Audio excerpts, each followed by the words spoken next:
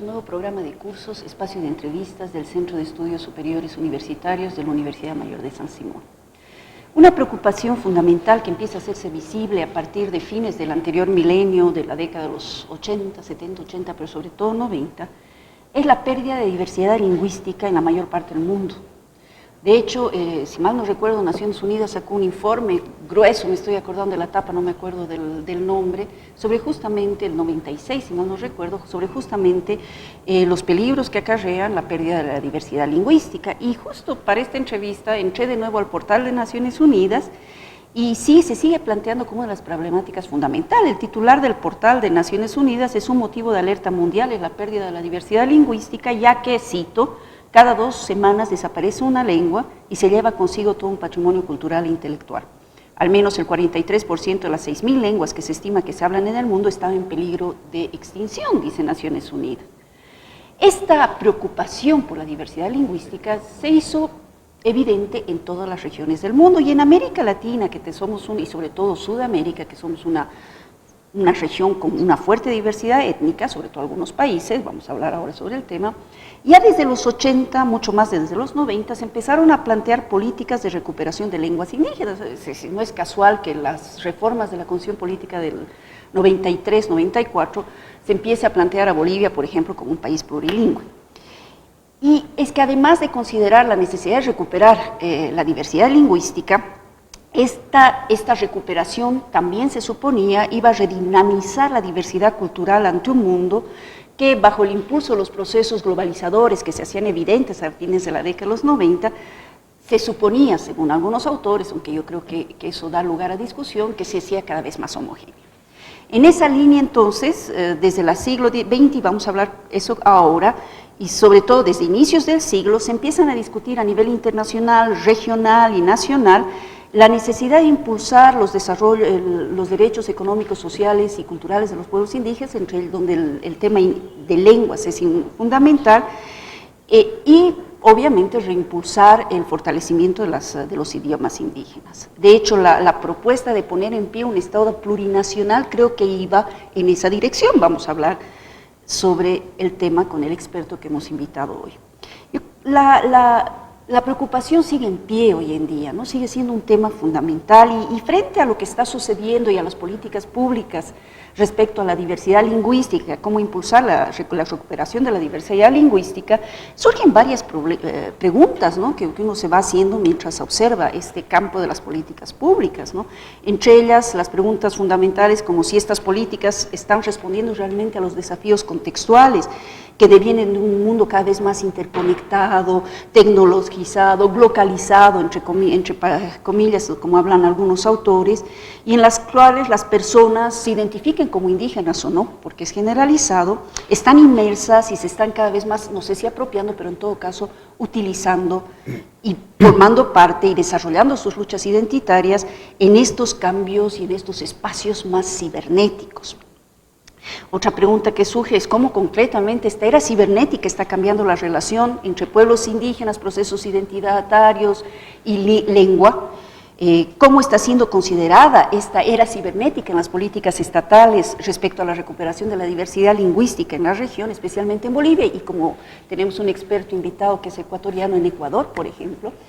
Es decir, una serie de preguntas que nos hacemos cuando empezamos a pensar seriamente en lo que es un Estado plurinacional, en lo que es la diversidad indígena, en lo que es la diversidad lingüística. Entonces, para poder hablar de estos temas que son apasionantes y bueno, han sido trabajados muchos, sobre todo por autores como el que investigadores como el que hoy nos acompaña, que es el doctor Fernando Garcés, justamente lo hemos invitado para charlar en este set. Lo presento rápidamente porque muchos lo conocemos, porque Fernando es casi, de hecho es boliviano, ha trabajado años aquí, ha sido investigador del Museo Arqueológico de la Universidad Mayor de San Simón, del INIAM UMS, y ahora está trabajando y es director de la carrera de Antropología en la Universidad Politécnica Salesiana en Quito, que en realidad es su país de origen. Él es doctor, es pedagogo en lingüística y es doctor en estudios culturales latinoamericanos, y realmente es un gusto volver a tenerte aquí y en este set después de tantos años. Bienvenido de nuevo a la Yachta, Fernando. Gracias Ale, y es un gusto estar acá nuevamente porque ya he estado varias veces en en el programa. ¿Comienzo comentando? Comienzas comentando. Te haré una pregunta para ir guiando de partida, guiando esta entrevista. Y bueno, ahorita el tema de pueblos indígenas, del Estado plurinacional, es como que algo que nos caracteriza al Estado plurinacional de Bolivia. En general es una tendencia en América Latina y en la región sudamericana específicamente, en ciertos países más que en otros. Entonces, una pregunta de partida que sirva de línea para lo que vamos a ir discutiendo. ¿Cómo tradicionalmente se ha tratado el tema de la relación pueblos indígenas, identidad y lenguas? ¿Cuáles son las características? ¿Cómo ha sido el recorrido en la región? Y cómo eso ha cambiado con la llegada de en Bolivia del Estado plurinacional. A ver, la primera cosa es que desde hace ya varias décadas asistimos a esta explosión, digamos, de la diversidad, que es una expresión, un síntoma, digamos, de la crisis de un modelo civilizatorio, como dice un antropólogo, que, digamos, este boom o esta explosión de la diversidad se expresa en distintos ámbitos, a nivel político, a nivel social, identitario, lingüístico, etc. Ahora, en las ciencias sociales y desde los ámbitos de gestión pública, el Estado generalmente, siempre ha pesado una concepción más bien un poco esencialista y rígida de comprensión de la misma diversidad, ¿no? Es decir, esta relación directa entre yo pertenezco a tal cultura, tengo tal identidad y por lo tanto hablo tal lengua, ¿no? Eso ha cambiado muchísimo. Creo que nunca fue así, tampoco, pero sobre todo hoy en día, ¿no? Pero un paréntesis ahí, hay una relación, es decir, desde las políticas públicas está haciendo hay una relación muy directa entre lo que es pertenencia étnica y lengua. Sí, de hecho, en la eso. Constitución Política del Estado se reconocen lenguas. A pesar de que los estados, digamos, aparentemente habrían hecho un esfuerzo en las últimas décadas de reconocimiento de la diversidad, la concepción que está detrás es esta concepción de homologar identidad con lengua. Es decir, si yo me autoidentifico como aymara, como quechua o como lo que sea, quiere decir que hablo esa lengua. Eso hoy en día no es cierto. En un país como Ecuador, por ejemplo, el 30% de las personas que se autoidentifican con algún pueblo o nacionalidad no hablan la lengua. No tengo datos de Bolivia, pero entonces, digamos, ahí los estados han aceptado discursivamente este modelo, llamemos así, de aceptación y valoración de la identidad, pero bajo esas mismas categorías esencialistas y homogenizantes, digamos, ¿no? Cuando la realidad desborda eso en mucho, ¿no? No recuerdo en qué año, acá en Bolivia tenemos una ley de derechos lingüísticos, por ejemplo. El 2019 se proclamó el Año Internacional de las Lenguas Indígenas y Ecuador fue uno de los países promotores que se lanzó con bombos y platillos, pero luego se hizo muy poco. Y ahora justamente la ONU ha lanzado el Decenio de las Lenguas Indígenas, 2022-2032, ¿no? Entonces, hay una serie de pronunciamientos, discursos, etc. La realidad es, por un lado, que hay esta separación, digamos, no quiero decir divorcio, pero sí, no hay una correspondencia exacta entre identidad étnica y uso lingüístico. Incluso puede haber discursos reivindicativos sobre la lengua desde estos propios personas que se autoidentifican, ¿no? Pueden defender lengua, pero ya no usando la lengua.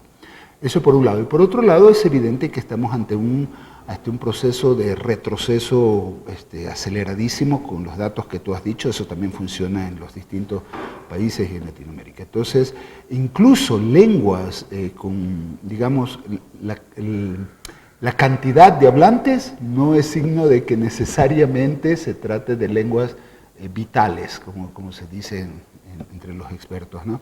Es decir, en el caso del quichua ecuatoriano, que se piensa que hay alrededor de 1 millón de hablantes, sin embargo hay un proceso aceleradísimo de disminución en la transmisión intergeneracional. Y puede haber otros casos. En Ecuador hay una lengua amazónica, el paicoca, baicoca, que son 700 y tantos hablantes, pero en cambio es una lengua muy vital porque se transmite. Entonces, bueno, por ahí que va el debate. El hecho de que los países se declaren plurinacionales, ¿no?, digamos que todo el posicionamiento, y eso tú lo sabes mejor que yo, todo el posicionamiento identitario es ese juego entre auto y heteroidentidad, pero que es una cosa política, ¿no? Es contextual, política, según ante quién y por qué y para qué me autodefino A, B o C, ¿no? Y eso, como relacionado con lo que he dicho anteriormente, no necesariamente está relacionado con la lengua que uso. Puedo valorarla, puedo defenderla, pero no necesariamente usarla, que es el tema clave de la disminución entre los hablantes, ¿no?, de las lenguas. ¿Sí? Ahora, ahí hay un tema, tú has dicho, es decir, el Estado plurinacional es una política, una negociación política de reivindicación de pluralidad. Ahora, ¿qué características, un poco para que la gente ubique, qué características han asumido las políticas concretas en los diversos países, por ejemplo en Bolivia, para recuperar la diversidad lingüística? O sea, verás, bueno, para empezar, hay algo que hay una cosa conceptual, digamos, muy compleja, que no podemos deshacernos o ir más allá. La concepción de lenguas como entidades cerradas, autosuficientes en sí mismas y diferenciadas de otras. Entonces, yo recuerdo que el proceso constituyente boliviano, si bien es cierto, en la Constitución no se nombraron las supuestas 36 naciones que hay en Bolivia, pero sí se nombraron las lenguas, con cosas terribles como declarar oficial una lengua que ya no se habla o declarar oficial una lengua que no se sabe si existe o no. Ya eso es otro problema, pero bueno. Pero aún así, el pensar, hoy en día hay todo un debate sumamente potente, digamos, en esta idea de pensar las lenguas como entidades autónomas, es decir, yo hablo español o castellano, yo hablo quechua, yo hablo yuracaré, etc. Porque te fija las lenguas como entidades, como una cosa, digamos, que puedes manipularla, etcétera, intervenir. Y cuando la realidad de las lenguas es una construcción, ¿no? Porque lo que existe es la comunicación entre las personas y los grupos humanos. Y esa comunicación es súper heterogénea, a veces echando mano de los recursos lingüísticos de otras lenguas. Es lo que hoy en día se debate como el translingüismo, ¿ya? Eso, por ejemplo, en estos momentos está absolutamente fuera del imaginario de las políticas públicas de cualquier Estado, aún llamándose plurinacional. Entonces, por ejemplo, si decimos que en Bolivia hay 36 lenguas, eso no da cuenta, por ejemplo, de la dinámica compleja de una persona, más allá de su autoidentificación, que puede moverse en distintos contextos, en realidades plurilingües, y puede ser quechua, que además habla aymara, que además habla castellano, que está haciendo un proceso académico, está aprendiendo inglés, y que usa, y a veces los mezcla, a veces los distingue, esto que los sociolingüistas llaman cambio de código, translingüismo, etc. Entonces son realidades muy, muy complejas que van más allá de estas políticas. ¿Qué se ha hecho? Como te decía, hay una ley de derechos lingüísticos en Bolivia, se crearon los institutos de lengua y cultura, aparte de eso hay los consejos educativos de los pueblos originarios, que trabajan en ciertos ámbitos, en ciertos sectores, pero que no logran, creo yo, en mi opinión, no logran, digamos, responder a toda esta diversidad y complejidad, digamos, de los usos lingüísticos de los hablantes concretos, ¿no? Que, y supongo que por ahí va la siguiente parte de la conversación, que más bien despliegan una serie de acciones, estrategias, etcétera, que a veces no son del gusto de la formalidad académica o estatal, etcétera, pero que responden al contexto que están viviendo, ¿no? Ya, la forma que ellos se mueven. Sí. Y ahí sí, efectivamente, por ahí ya iba mi siguiente pregunta, porque un poco lo que lo estamos viendo es sí, hay una política de rescate de la diversidad lingüística discursivamente, funcionamos muy bien discursivamente, hay diferentes acciones, tú las has mencionado, pero hay, si he entendido bien lo que tú me dices, y justo por eso cuando estabas hablando dije, pero lo de la CPE, la Constitución Política del Estado reconoce 36, en realidad 36 naciones que son 36 lenguas, entonces hay unas, retomando lo que tú dices, hay una confusión muy grande entre lo que es pertenencia étnica y lengua, sí. Primer gran problema, y eso está en la cuestión política, está en las políticas sí. Públicas, se las trata como si fueran cuestiones cerradas, sí. Autónomas, y no sí. Se ve este concepto tan bonito que tú has comunicado de translingüismo, que forma parte de las estrategias,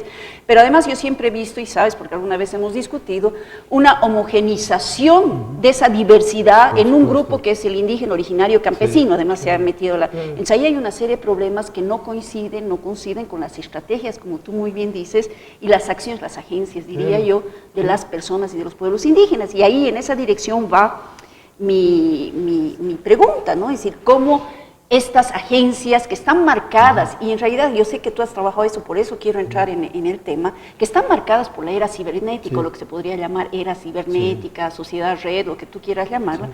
Cómo esas agencias se complejizan, cuáles son las características, y no estoy hablando solo de los procesos migratorios, porque ya no creo que haya ni una sociedad que se cierra, sino que van y vienen, sí. Salen, diferentes códigos utilizan y demás, sí. Sino de todo lo que es el uso de redes, cómo sí. Tú estás viendo el tema, porque tú estás trabajando sí. El tema.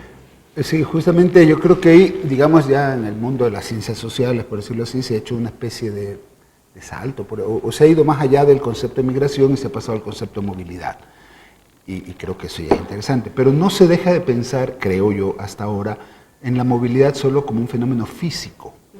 Cuando yo creo que hoy en día hay que pensar la movilidad mucho más allá, en términos cognitivos, en términos emocionales, afectivos, en términos laborales. Todos hemos tenido ahora la experiencia del teletrabajo, todos tenemos afectos en otros lugares del mundo y los mantenemos gracias a las redes, al Facebook, al Twitter, etcétera, el WhatsApp.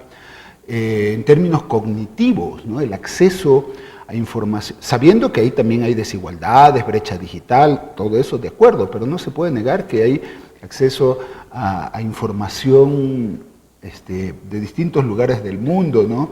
No puedo ahora contar, pero siempre tengo esa experiencia de un querido amigo, don Isidoro Flores, el mayor experto en elaborar los discos de barro que yo. Y él era en aquel momento una persona de 74 años en una comunidad allá al sur de Chuquisaca, y él conocía cómo era Estambul, ¿no?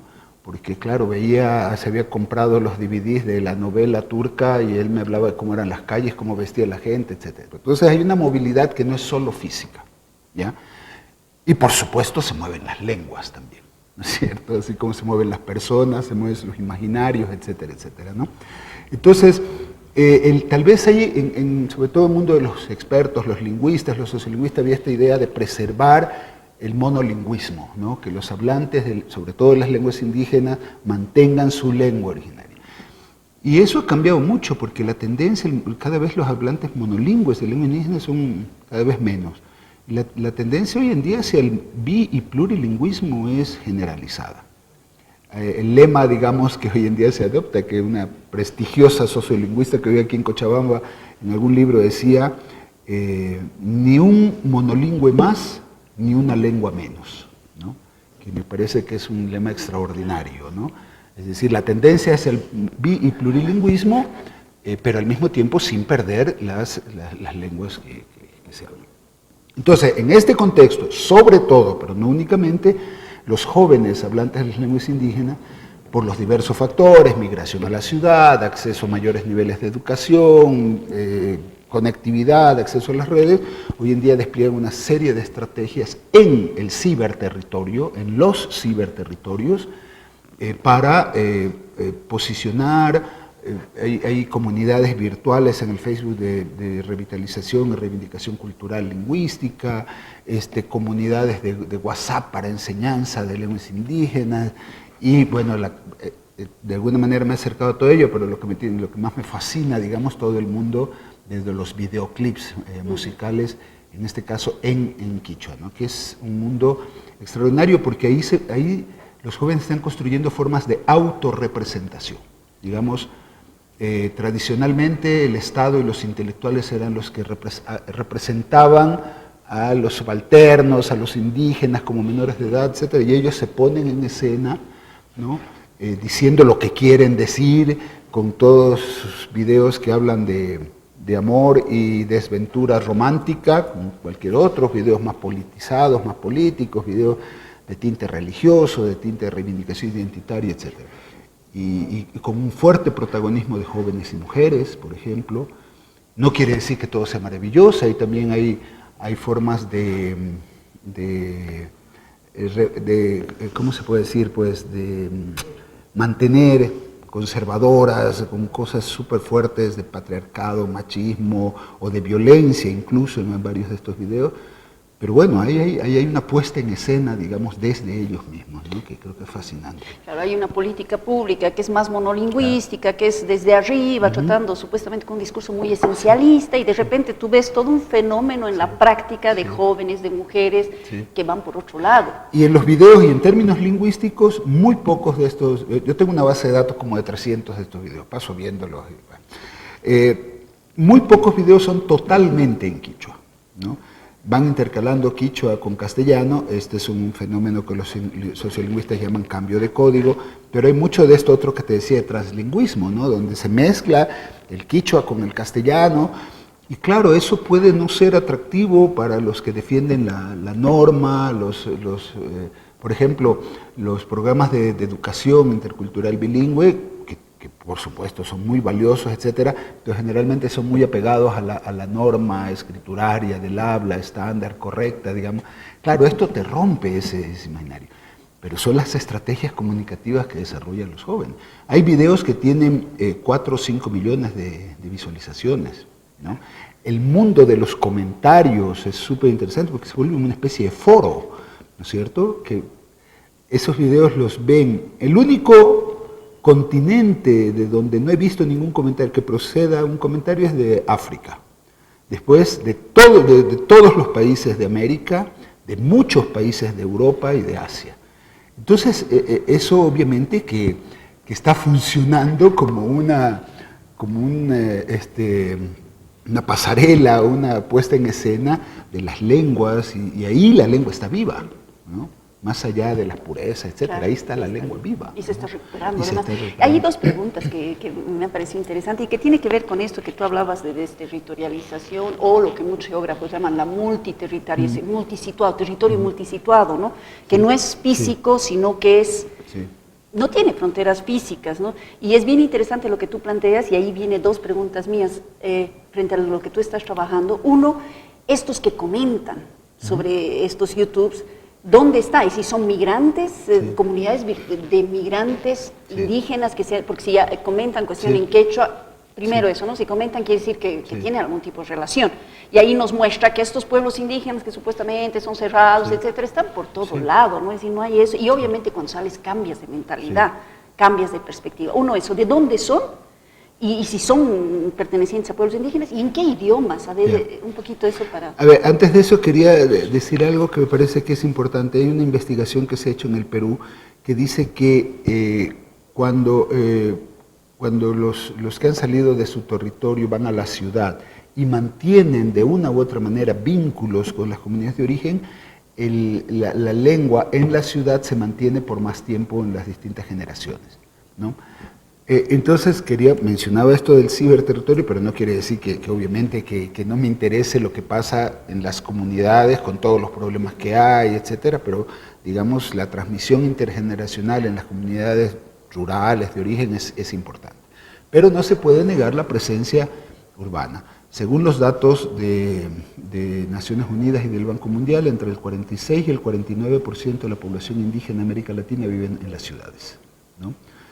Entonces hay en el caso de Ecuador, una importantísima presencia indígena en la ciudad, incluso en ciudades que no les gustaría reconocerlo, como Guayaquil. El censo dice que son 32.000 quichuas que viven en Guayaquil, pero varios estudios que se han hecho se habla de entre 250.000 y 300.000 quichuas que viven en Guayaquil, y en todas las ciudades del Ecuador. Entonces esa es la primera cosa. Hay una importancia, presencia de profesionales y jóvenes indígenas en las universidades, en el mundo profesional, académico, etc. Entonces, ¿de dónde son los que ven los videos? Justamente rastreando a través de los comentarios lo que te decía, de todas las provincias del Ecuador, de todos los países de Latinoamérica y de Estados Unidos, o sea, de toda América y de varios países de Europa. Esto es interesante porque además en los comentarios puedes rastrear redes. Entonces hay gente que es un video producido en una ciudad de Bélgica, pero la que pone en el comentario es: qué lindo les quedó el video, tíos, no sé qué. Entonces se siguen, hay redes, etcétera. Entonces hay un flujo ahí impresionante. ¿Y cuál era la segunda pregunta? El idioma.